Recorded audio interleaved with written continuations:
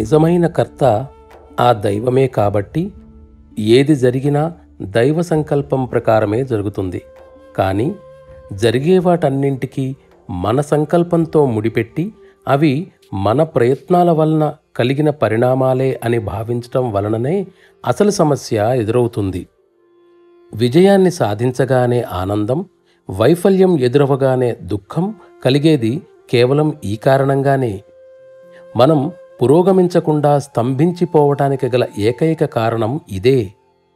ఈ అహంకారపూరితమైన భావం లేకపోవటమే మనలో నిజమైన మహత్తర శక్తి ఆవిర్భవించిందనడానికి నిదర్శనం.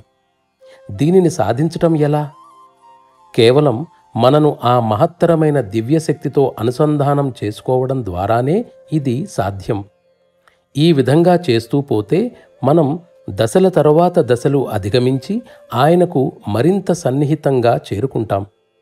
సంపూర్ణ అభావస్థితిని పొందటం మాట అటుంచి కేవలం కొద్దిమంది మాత్రమే ఆ పరమాత్మునితో అనుసంధానం కోసం ప్రయత్నించటం విచారకరం.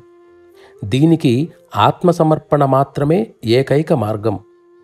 ఇది చాలా కష్టమైన పనే అయినా ముఖ్యంగా తమ స్థూలత్వంతో మరింత భారంగా తయారైన వారికి మరింత కష్టమైన పని. ఆ పరమ లక్ష్యాన్ని గనక ఎప్పుడూ మనం దృష్టిలో ఉంచుకోకుండా సాధన చేసినట్లయితే మన పరిస్థితి గమ్యం తెలియకుండా పయనించే ప్రయాణీకుడి పరిస్థితిలా ఉంటుంది. గమ్యాన్ని ఎప్పుడూ దృష్టిలో ఉంచుకుంటేనే ఆధ్యాత్మిక మార్గం కనబడుతుంది.